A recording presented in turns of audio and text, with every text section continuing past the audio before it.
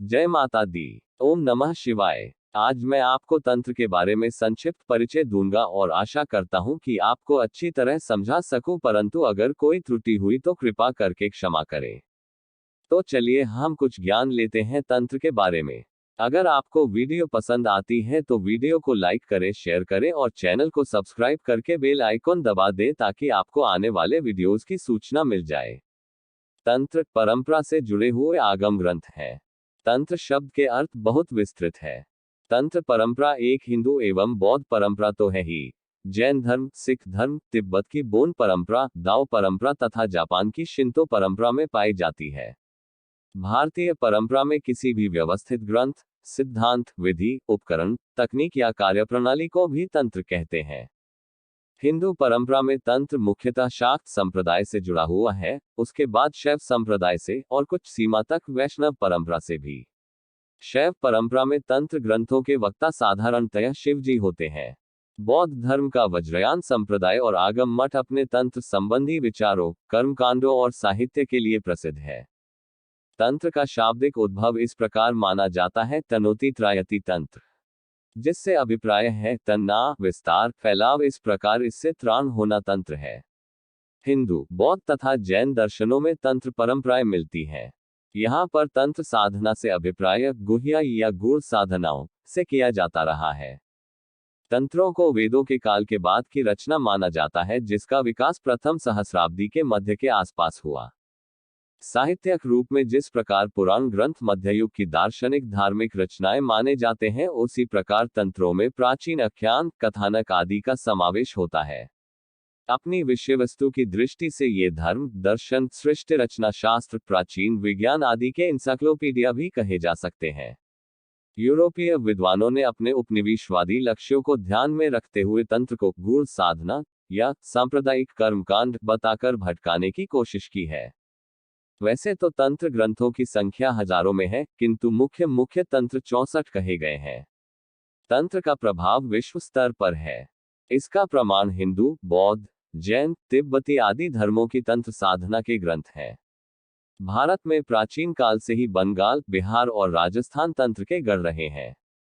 ये शास्त्र 3 भागों में विभक्त है, आगम, यामल और मुख्य तंत्र।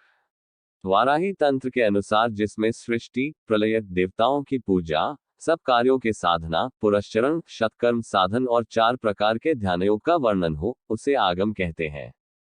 जिसमें सृष्टि तत्व, ज्योतिष, नित्य कृत्य क्रम, सूत्र, वर्णभेद और युग धर्म का वर्णन हो, उसे यामल कहते हैं। और जिसमें सृष्टि, लट, मंत्र निर्णय देवताओं के संस्थान, यंत्र निर्णय तीर्थ, आश्रम, धर्म, कल्प, ज्योतिष संस्थान, व्रत कथा, शौच और अशौच, स्त्री पुरुष लक्षण, राजधर्म, दान धर्म, युवा धर्म, व्यवहार तथा आध्यात्मिक विषयों का वर्णन हो, वह तंत्र कहलाता है। इस शास्त्र का सिद्धांत है कि कलियुग में वैदिक मंत्रों, जपों और यज्ञों आदि का कोई फल नहीं होता। इस युग में सब प्रकार के कार्यों की सिद्धि के लिए तंत्राशास्त्र में वर्णित मंत्रों और उपायों आदि से ही सहायता मिलती है। इस शास्त्र के सिद्धांत बहुत गुप्त रखे जाते हैं और इसकी शिक्षा लेने के लिए मनुष्य को पहले दीक्षित होना पड़ना है। आजकल प्रायः मारण, उच्चाटन, वशीकरण आदि के लिए तथा अनेक प्रकार की सिद्धियों आदि के साधन के लिए ही तंत्रोक्त मंत्रों और क्रियाओं का प्रयोग किया जाता है। ये शास्त्र प्रधानतः शाक्तों का ही है और इसके मंत्र प्रायः अर्थहीन और एकाक्षरी हुआ करते हैं, जैसे ह्रीम क्लीन म, श्रीन म, स्थीन म, शुन म, क्रूम आदि। तांत्रिकों का पंचमकार मध्य, मास, मत्स्य, मुद्रा और मैथुन और आगम मठ की चक्र पूजा प्रसिद्ध है। तांत्रिक सब देवताओं का पूजन करते हैं, पर उनकी पूजा का विधान सबसे भिन्न और स्वतंत्र होता है। चक्र पूजा तथा अन्य अनेक पूजाओं में तांत्रिक लोग मध्य, मास और मत्स्य का बहुत अधिकता से व्यवहार करते हैं और उनका पूजन करते हैं। यद्यपि अथर्ववेद संहिता में मारण, मोहन, उच्चाटन और वशीकरण आदि का वर्णन और विधान है, तथापि आधुनिक तंत्र का उसके साथ कोई संबंध नहीं है। कुछ लोगों का विश्वास है कि कनिष्क के समय में और उसके उपरांत भारत में आधुनिक तंत्र का प्रचार हुआ है। चीनी यात्री फाहियान और हुएनसांग ने अपने लेखों में इस शास्त्र का कोई उल्लेख नहीं किया है। यद्यपि निश्चित रूप से यह नहीं कहा जा सकता कि तंत्र का प्रचार कब से हुआ, पर इसमें संदेह नहीं कि यह शास्त्र शायद ईस्वी 4वीं या 5वीं शताब्दी से अधिक पुराना नहीं रहा होगा। हिंदुओं की देखा देखी बौद्धों में भी तंत्र का प्रचार हुआ और तत्संबंधी अनेक ग्रंथ बने। हिंदू तांत्रिक उन्हें उपतंत्र कहते हैं। उनका अधिक प्रचार तिब्बत तथा चीन में है। वाराही तंत्र में ये भी लिखा है कि जैमिनी, कपिल, नारद, गर्ग, पुलस्त्य, भृगु, शुक्र, बृहस्पति आदि ऋषियों ने भी कई उपतंत्रों की रचना की है। व्याकरण शास्त्र के अनुसार तंत्र शब्द तंत्र धातु से बना है जिसका अर्थ है विस्तार।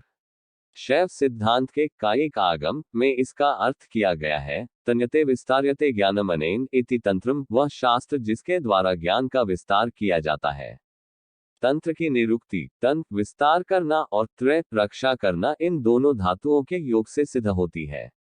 इसका तात्पर्य यह है कि तंत्र अपने समग्र अर्थ में ज्ञान का विस्तार करने के साथ उस पर आचरण करने वालों का त्राण रक्षा भी करता है। तंत्र शास्त्र का एक नाम आगम शास्त्र भी है। इसके विषय में कहा गया है आगमात् शिववक्त्रात् गतम च गिरिजा मुखम सम्मतम वासुदेवेन आगमः इति कथ्यते।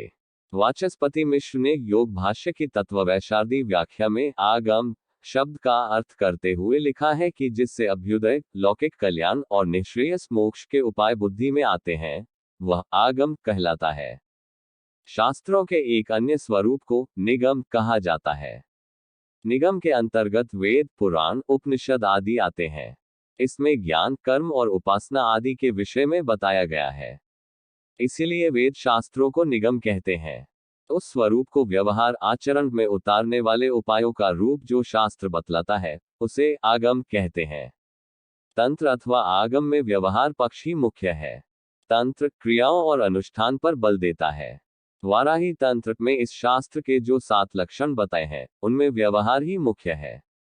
ये 7 लक्षण हैं सृष्टि, प्रत्यय, देवार्चन, सर्वसाधन, सिद्धियां प्राप्त करने के उपाय, पुरश्चरण, मारण, मोहन, उच्चाटन आदि क्रियाएं, सत्कर्म, शांति, वशीकरण, स्तंभन, विद्वेषण, उच्चाटन और मारण के साधन तथा ध्यान, इष्ट के स्वरूप का एकाग्र तल्लीन मन से चिंतन। तंत्र का सामान्य अर्थ है विधि या उपाय। विधि या उपाय कोई सिद्धांत नहीं है। सिद्धांतों को लेकर मतभेद हो सकते हैं, विग्रह और विवाद भी हो सकते हैं, लेकिन विधि के संबंध में कोई मतभेद नहीं है। डूबने से बचने के लिए तैरकर ही आना पड़ेगा। बिजली चाहिए तो कोयले, पानी का अणु का रूपांतरण करना ही पड़ेगा। दौड़ने के लिए पांव आगे बढ़ाने ही होंगे। पर्वत पर चढ़ना है तो ऊंचाई की तरफ कदम बढ़ाए बिना कोई चारा नहीं है। ये क्रियाएं विधि कहलाती हैं। तंत्र अथवा आगम में व्यवहार पक्ष ही मुख्य है। तंत्र की दृष्टि में शरीर प्रधान निमित्त है। उसके बिना चेतना के उच्च शिखरों तक पहुंचा ही नहीं जा सकता। इसी कारण से तंत्र का तात्पर्य तंत्र के माध्यम से आत्मा का त्राण या अपने आप का उद्धार भी कहा जाता है। यह अर्थ एक सीमा तक ही सही है। वास्तव में तंत्र साधना में शरीर, मन और काय कलेवर के सूक्ष्मतम स्तरों का समन्वित उपयोग होता है। यह अवश्य सत्य है कि तंत्र शरीर को भी उतना ही महत्व देता है जितना कि मन, बुद्धि और चित्त को। कर्मकांड और पूजा उपासना के तरीके सभी धर्मों में अलग अलग हैं, पर तंत्र के संबंध में सभी एकमत हैं। सभी धर्मों का मानना है मानव के भीतर अनंत ऊर्जा छिपी हुई है, उसका 5-7% हिस्सा ही कार्य में आता है, शेष भाग बिना उपयोग के ही पड़ा रहता है। सभी धर्म संप्रदाय इस बात को एक मत से स्वीकार करते हैं, वह अपने हिसाब से उस भाग का मार्ग भी बताते हैं। उन धर्म संप्रदायों के अनुयायी अपनी छिपी हुई शक्तियों को जगाने के लिए प्रायः एक समान विधियां ही काम में लाते हैं। उनमें जप, ध्यान, एकाग्रता का अभ्यास और शरीरगत ऊर्जा का सघन उपयोग शामिल होता है। यही तंत्र का प्रतिपाद्य है। तंत्रोक्त मतानुसार मंत्रों के द्वारा यंत्र के माध्यम से भगवान की उपासना की जाती है। विषय को स्पष्ट करने के लिए तंत्र शास्त्र भले ही कहीं सिद्धांत की बात करते हों, अन्यथा आगम शास्त्रों का 3/4 भाग विधियों का ही उपदेश करता है। तंत्र के सभी ग्रंथ शिव और पार्वती के संवाद के अंतर्गत ही प्रकट है। देवी पार्वती प्रश्न करती हैं और शिव उनका उत्तर देते हुए एक विधि का उपदेश करते हैं। अधिकांश प्रश्न समस्या प्रधान ही है। सिद्धांत के संबंध में भी कोई प्रश्न पूछा गया हो तो भी शिव उसका उत्तर कुछ शब्दों में देने के उपरांत विधि का ही वर्णन करते हैं। आगम शास्त्र के अनुसार करना ही जानना है, अन्य कोई जानना ज्ञान की परिभाषा में नहीं आता। जब तक कुछ किया नहीं जाता, साधना में प्रवेश नहीं होता, तब तक कोई उत्तर या समाधान नहीं है। तंत्रों की विषय वस्तु को मोटे तौर पर निम्न तौर पर बतलाया जा सकता है। ज्ञान या दर्शन, योग, कर्मकांड, विशिष्ट साधनाएं, पद्धतियां तथा सामाजिक आचार विचार के नियम। सांख्य तथा वेदांत के अद्वैत विचार दोनों का प्रभाव तंत्र ग्रंथों में दिखलाई पड़ता है। तंत्र में प्रकृति के साथ शिव, अद्वैत दोनों की बात की गई है, परंतु तंत्र दर्शन में शक्ति, ईश्वर की शक्ति पर विशेष बल दिया गया है। तंत्र की 3 परंपराएं मानी जाती हैं: शैव आगम या शैव तंत्र, वैष्णव संहिताएं तथा शाक्त तंत्र। शैव आगमों की 4 विचारधाराएं हैं: 1 शैव सिद्धांत, 2 तमिल शैव, 3 कश्मीरी शैव दर्शन तथा 4 वीरशैव या लिंगायत शैव दर्शन। भारतीय परंपरा में आगमों का अत्यंत महत्वपूर्ण स्थान है। प्राचीन मंदिरों, प्रतिमाओं, भवनों एवं धार्मिक आध्यात्मिक विधियों का निर्धारण इनके द्वारा हुआ है। शैव सिद्धांत, प्राचीन तौर पर शैव सिद्धांत के अंतर्गत 28 आगम तथा 150 उपागमों को माना गया है। शैव सिद्धांत के अनुसार सैद्धांतिक रूप से शिव ही केवल चेतन तत्व है तथा प्रकृति जड़ तत्व है। शिव का मूलाधार शक्ति ही है। शक्ति के द्वारा ही बंधन एवं मोक्ष प्राप्त होता है। कश्मीरी शैव दर्शन, प्रमुख ग्रंथ शिव सूत्र है। इसमें शिव की प्रत्यभिज्ञा के द्वारा ही ज्ञान प्राप्ति को कहा गया है। जगत शिव की अभिव्यक्ति है तथा शिव की ही शक्ति से उत्पन्न या संभव है। इस दर्शन को त्रिक दर्शन भी कहा जाता है, क्योंकि यह शिव, शक्ति तथा जीव, पशु तीनों के अस्तित्व को स्वीकार करता है। वीरशैव दर्शन, इस दर्शन का महत्वपूर्ण ग्रंथ वाचनम है, जिससे अभिप्राय है शिव की उक्ति। ये दर्शन पारंपरिक तथा शिव को ही पूर्णतया समस्त कारक, संहारक, सर्जक मानता है। इसमें जातिगत भेदभाव को भी नहीं माना गया है। इस दर्शन के अंतर्गत गुरु परंपरा का विशेष महत्व है। आगम का मुख्य लक्ष्य क्रिया के ऊपर है, तथापि ज्ञान का भी विवरण यहाँ कम नहीं है। वाराही तंत्र के अनुसार आगम इन 7 लक्षणों से संवित होता है: सृष्टि, स्थिति, प्रलय, देवतार्चन, सर्वसाधन, पुरस्चरण, शतकर्म, शांति, वशीकरण, स्तंभन, विद्वेषण, उच्चाटन तथा मारण, साधन तथा ध्यानयोग। महानिर्वाण तंत्र के अनुसार कलयुग में प्राणी मेध्य पवित्र तथा अमेध्य अपवित्र के विचारों से बहुधाहीन होते हैं और इन्हीं के कल्याणार्थ भगवान महेश्वर ने आगमों का उपदेश पार्वती को स्वयं दिया। शैव आगम पाशुपत, वीरशैव सिद्धांत, त्रिक आदि द्वैत, शक्ति विशिष्ट द्वैत तथा अद्वैत की दृष्टि से भी इनमें 3 भेद माने जाते हैं। आगमिक पूजा विशुद्ध तथा पवित्र भारतीय है। 28 शैवागम सिद्धांत के रूप में विख्यात है। भैरव आगम संख्या में 64 सभी मूलतः शैवागम है। इनमें द्वैत भाव से लेकर परम अद्वैत भाव तक की चर्चा है। किरणागम में लिखा है कि विश्व सृष्टि के अनंतर परमेश्वर ने सबसे पहले महाज्ञान का संचार करने के लिए 10 शैवों का प्रकट करके उनमें से प्रत्येक को उनके अविभक्त महाज्ञान का एक अंश प्रदान किया। इस अविभक्त महाज्ञान को ही शैवागम कहा जाता है। वेद जैसे वास्तव में एक है और अखंड महाज्ञान स्वरूप है, परंतु विभक्त होकर 3 अथवा 4 रूपों में प्रकट हुआ है, उसी प्रकार मूल शिवागम भी वस्तुतः एक होने पर भी विभक्त होकर 28 आगमों के रूप में प्रसिद्ध हुआ है।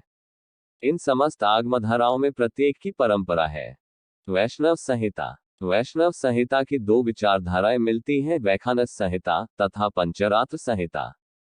वैखानस संहिता ये वैष्णव परंपरा के वैखानस विचारधारा है। वैखानस परंपरा प्राथमिक तौर पर तपस एवं साधन परक परंपरा रही है। पंचरात्र संहिता, पंचरात्र से अभिप्राय है पंचनिशाओं का तंत्र। पंचरात्र परंपरा प्राचीन तौर पर विश्व के उद्भव, सृष्टि रचना आदि के विवेचन को समाहित करती है।